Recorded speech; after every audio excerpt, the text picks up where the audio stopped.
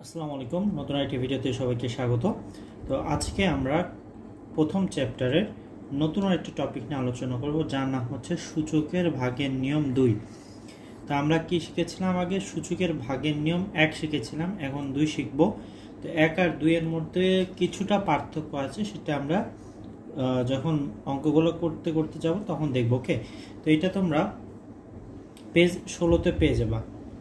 এই ম্যাথটা কততে পাবা? এটা হচ্ছে পেজ 16তে যাও, যদি বোর্ড বইয়ের পেজে 16তে এটা পেয়ে যাবা। তো চলো দেখি কি বলতেছে। যে আমরা আবার কাগজ দিয়ে কিছু কাজ করি, তোমরা একটি কাগজ কেটে একটি বৃত্ত তৈরি করো, এবার সেই বৃত্তটিকে সমান 2 খণ্ডে কাটো। বলা 2টি খণ্ড তৈরি হলো। এবার ভাবো তো এই যে কোনো একটি খণ্ড ওই বৃত্তের কত অংশ? একটি খণ্ড বৃত্তের কত অংশ? ঠিক আছে, তো এখানে দেখো একটা হচ্ছে বৃত্ত দেওয়াই আছে। ধরো এইটা হচ্ছে একটা কাগজ, হ্যাঁ, এই যে এইটা হচ্ছে একটা কাগজ, দেখতে পাচ্ছ। এটাকে আমরা একটা কাগজ ধরে নিলাম, আর মাঝখান দিয়ে কি করলাম? মাঝখান দিয়ে দেখো বৃত্ত আঁকানো আছে। তো বৃত্ত কি করলাম? আমরা কেটে নিলাম। কাটার পর এই যে বৃত্তটা আমরা পাইলাম, এই বৃত্তটা কি করব? আমরা মাঝখান দিয়ে একটি কেটে ফেলবো, মাঝখান দিয়ে ভাঁজ করব। তো মাঝখান দিয়ে যখন আমরা ভাঁজ করলাম, ভাঁজ করার পর আমরা কি পাইলাম? দেখো, মাঝখান দিয়ে ভাঁজ করলাম, আবার উপর দিয়ে আরেকটা ভাঁজ করলাম, তখন আমরা নিচ দিয়ে মানে মাঝ বরাবর একটা পাইলাম, উপর বরাবর একটি দাগ পাইলাম, তাই তো? তাহলে আমাদের এখানে কয়টি ঘর হলো? 2টি, 3টি, 4টি। এখানে কয়টি? 2টি, 1টি বা 2টি। আর এখানে কিছুই নাই, মানে কতটা ছিল? 1টি। তো এখানে খেয়াল করো যে এবার ভাবো তো যে কোনো একটি খণ্ড ওই বৃত্তের কত অংশ? এখানে যে কোনো একটি খণ্ড ওই বৃত্তের কত অংশ? যে কোনো একটি খণ্ড মানে এই খণ্ড টোটাল বৃত্তের কত অংশ, বা এই খণ্ড টোটাল বৃত্তের কত অংশ, সেটা আমাদের বের করতে হলে নিচে হচ্ছে টোটাল কয়টা অংশ আছে সেই কয়টা অংশ দিতে হবে। এখানে 2টা অংশ আছে, 2 দিলাম। আর যে বলছে যে কোনো একটি খণ্ড, যে কোনো একটি খণ্ড, তাহলে যে কোনো একটি, ধরে এই খণ্ডটা নিলাম, তাহলে একটি খণ্ড। কয়টা খণ্ড? এটা একটি খণ্ড নিলাম, তার মানে একটি খণ্ড এই বৃত্তে, একটি খণ্ড সমস্ত যে তোমার বৃত্ত দেখতে পাচ্ছ তার মাত্র 1 অংশ। সমস্ত বৃত্তকে কত অংশ বলা হচ্ছে? 2 অংশ। আর এর ভিতর প্রথম খণ্ডটি হচ্ছে 2 অংশের মধ্যে 1 অংশ, মানে টোটাল বৃত্তের 1 অংশ। এখানে দেখো, এখানে টোটাল বৃত্ত আছে কয়টি? এই বৃত্তের কতগুলো অংশ আছে? 4টি অংশ।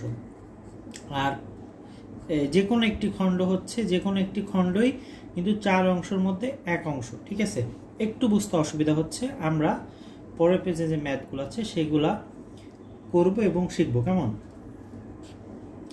তো এখানে খেয়াল করো, এটা হচ্ছে তোমরা 16 পেজে গেলে পাবা। ঠিক আছে, এটা হচ্ছে 1.23। তো 1.23 এটা তোমরা দেখতে পাচ্ছ এখানে ক্লিয়ারলি। তো 1.23 এখানে বলতেছে, দেখো, কর্তন সংখ্যা, অর্থাৎ একটা বৃত্ত যখন প্রথমে ছিল তখন সেটাকে কয়বার হচ্ছে কেটেছো, মানে কয়বার কাটছো, এটাকে কর্তন সংখ্যা বলা হচ্ছে।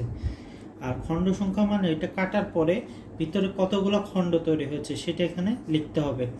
আর এখানে লিখতে হবে যে একটি খণ্ড বৃত্তের কত অংশ বা কতটুক জায়গা নিয়ে আসে। একটি খণ্ড বলতে যেমন তোমার মনে করো এটা তোমার ঘর, ঠিক আছে, এইটুক তোমার ঘর, এইটুক। এখন এতটুক জায়গায় ধরো তোমার বেড আছে, ঠিক আছে, বিছানা। আর এই বাকি এই অংশ ফাঁকা আছে। কেউ যদি তোমাকে বলে যে তোমার ঘরের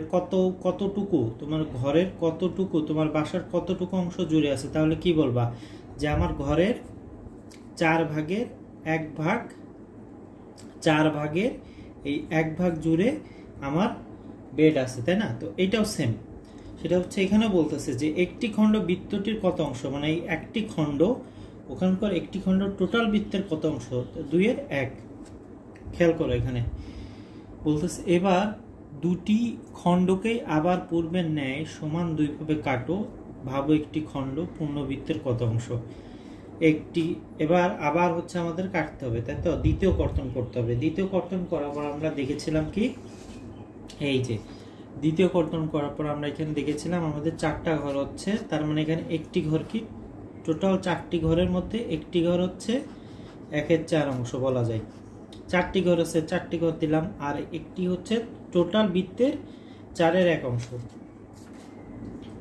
তো এখানেও সেম, আমরা হচ্ছে এটা তো দেখলামই, তাই না? তখন আমাদের করতে হবে হচ্ছে 1.24টা সলভ করতে হবে। তো 1.24 কি, কর্তন সংখ্যা 2 দেওয়া আছে, তার মানে খণ্ড সংখ্যা কতগুলো হতে পারে আইডিয়া করো তোমরা। একবার কর্তন করার কারণে খণ্ড সংখ্যা ছিল 2টা, তার মানে 2বার যখন আমরা কর্তন করব খণ্ড সংখ্যা কতগুলো হতে পারে? অবশ্যই 4টি হবে, তাই না? কারণ আমরা কিন্তু এখান থেকে বুঝতে পারছি যে একবার দাগ দেওয়ার কারণে 2টা ঘর হয়েছিল, আর একটা মাঝখান দিয়ে যখন আমরা দাগ দিয়েছি তখন 4টা ঘর হয়েছিল, তার মানে এখানে খণ্ড সংখ্যা হবে 4টা। এবার দেখো একটি খণ্ড বৃত্তের কত অংশ, এটা লেখো। তাহলে সেম 1/4, ঠিক আছে? এই পর্যন্ত ইজি আছে। আমাদের একটু হার্ড হবে পরের ম্যাথে হয়তো, সেটা হচ্ছে আমাদের এখানে বলতেছে, দেখো এটা তোমরা পেজ হচ্ছে 17তে গেলে পাবা, কেমন? পেজ 17 গেলে 17তে এই ম্যাথটা পেয়ে যাবা, এবং এটা হচ্ছে ছক 1.25। তো এখানে আমাদের বলতেছে যে কর্তন সংখ্যা দেওয়া আছে 3, 4, 5, আমাদের খণ্ড সংখ্যা এখানে লিখতে হবে, তারপর এখানে লিখতে হবে একটি খণ্ড বৃত্তের কত অংশ। অর্থাৎ আমরা যতবার খণ্ড করি না কেন এখানে প্রতিবারই একটি খণ্ড টোটাল কত খণ্ডের, মানে টোটাল যে বৃত্ত আছে তার কত অংশ সেটা আমাদের লিখতে হবে, ঠিক আছে? খুবই সিম্পল। তৃতীয় খণ্ড করলে কতগুলো হবে জানো? 8টি হবে। চতুর্থ খণ্ড করলে কতগুলো হবে জানো? 16টি হবে। আমরা কিন্তু এগুলো জানি, হ্যাঁ, যারা তোমরা প্রথম থেকে দেখতেছো তারা কিন্তু জানো যে কিভাবে 8টা হয়, 16টা হয়। পরের 5বার করলে, 5বার মানে এইভাবে করে 5বার তোমার হচ্ছে দাগ দিলে কর্তন করলে 32টি ঘর হবে। এবার খেয়াল করলে দেখবা যে এই একটি খণ্ড মানে কি 1/8 অংশ, এখানে একটি খণ্ড মানে 1/16 অংশ, এখানে একটি খণ্ড মানে 1/32 অংশ, তাই না? মানে 32 ভাগের 1 ভাগ হচ্ছে হয় যখন তুমি 5 কর্তন করবা, 5বার কর্তন করবা বা কাটবা। এবার দেখো আমরা প্রত্যেকবারেই খণ্ড করেছি, অর্থাৎ সাধারণভাবে চিন্তা করলে খণ্ড বা ভাগ করার চেষ্টা করেছি। এখন এখানে কি সূচকের কোনো ধারণা করতে পারো? তুমি পূর্বের সূচকের ভাগের ধারণাটা একটু ভেবে দেখতে পারো। বলতেছে তোমাদের সাহায্যের জন্য ছক 1.3 কিছুটা ব্যাখ্যা করা যাক। দেখো আমরা একবার কেটে খণ্ড পাই কতটি? 2টি, অর্থাৎ 2/1 অংশ। এখন দেখো আমরা প্রতিবার 2টি করে খণ্ডন করে বৃত্তকে, তোমরা যদি শুরুতে কাগজের ভাঁজের খেলাটি বুঝে থাকো, এই যে তোমাদের যেটা বললাম যে শুরুতে আমি যে তোমাদেরকে দিয়েছিলাম সেটা যদি বুঝে থাকো তাহলে কিন্তু এগুলো বুঝতে অসুবিধা হওয়ার কথা না। তাহলে বলতে পারবে আমাদের ভিত্তি কিন্তু 2, কিন্তু এখানে আমরা ভাগ করছি বিশেষত কেটে এবং খণ্ড করে ভাগ করেছি, তাই না? তো আসলে এটা একদমই সহজ। এটা যদি তুমি প্রথমে এই যে কাগজ ভাঁজের খেলাটি বুঝলে আসলে পরবর্তীতে যত ভাঁজের এরকম খেলা আছে সবই বুঝতে পারবা। এই পর্যন্ত তো ক্লিয়ার। পরবর্তীতে আমরা যাব হচ্ছে 1.26। এটা তোমরা পেজ হচ্ছে 17তে পেয়ে যাবা, ঠিক আছে? পেজ কততে পাবা? পেজ 17তে পেয়ে যাবা। এটা হচ্ছে ছক 1.26, আর এটা হচ্ছে আমাদের সেম প্রথম দিন আছে, সংখ্যা সূচকীয় আকার আছে, প্রদত্ত লজেন্স আছে। বলতেছে যদি কোনোদিন লজেন্সের সংখ্যাকে সূচকীয় আকারে প্রকাশ করতে সম্ভব না হয় তবে সেই ঘরে ক্রস চিহ্ন দেবে, প্রয়োজনে নিজের খাতায় ছকটি অঙ্কন করে পূরণ করতে পারো। তার মানে আমরা কি দেখেছি এর আগে যে যখন একটা সময় লজেন্স ফুরিয়ে যায়, ঠিক আছে, তখন সেই দিনগুলোতে আমরা কি করি? ক্রস দিয়ে রেখেছিলাম না? কিন্তু এখনো আমাদের সেম বলতেছে যে আমরা কি করতে পারি, সেগুলো ক্রস চিহ্ন দিব আমরা, ঠিক আছে? কিন্তু এখানে একটা বিষয় আছে, সেটা হচ্ছে আমাদের আমরা কিন্তু এখন কি সূচকের মানে সূচকের যে ভাগের নিয়ম 2 শিখলাম, সেখানে কিন্তু আমাদের ক্রস চিহ্ন না, আমরা সেখানে ভগ্নাংশ শিখেছি। কিভাবে একটি পার্ট অনেকগুলা মানে একটি খণ্ড অনেকগুলো খণ্ডের মাধ্যমে প্রকাশ করা যায়, তাই না, অনেকগুলো খণ্ড দিয়ে। তো এখানে দেখো প্রথম দিনে কত ছিল 2 সূচক 5, অর্থাৎ দিলাম 5 বার। যখন দ্বিতীয় দিনে 2 এর উপর ছিল সূচক 4, অর্থাৎ 5টা 2কে একটি একটি কাটাকাটি করলে থেকে 4টা। পরের দিন এখানে 2 এর 4 আছে, 2 কতবার আছে 4 বার, তাহলে 4 দিলাম, 4 বার দিলাম।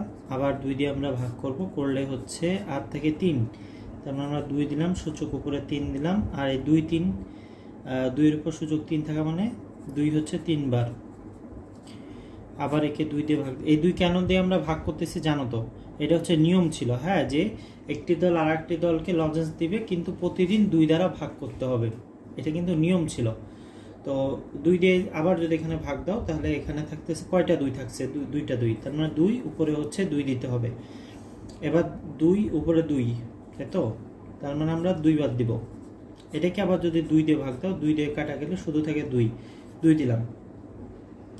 পঞ্চম দিনে কি থাকছে 2, 2 এর উপর 1 মানে একবার আছে তাই একবার দিলাম। এবার 2 ভাগ 2 কত থাকছে 1, 2 0, 2 0 কেন বসাইছি তো তোমরা তো জানো, এটা গত ভিডিওটা দেখে নিও, তাহলে আরো ক্লিয়ারলি বুঝতে পারবা। আর সপ্তম দিনে আমাদের তাহলে কত হচ্ছে, সপ্তম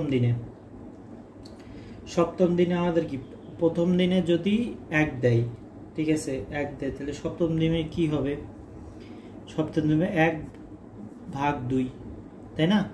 তো এটাকে আমরা এখানে কিভাবে প্রকাশ করব, 2 মাইনাস 1, কেমন।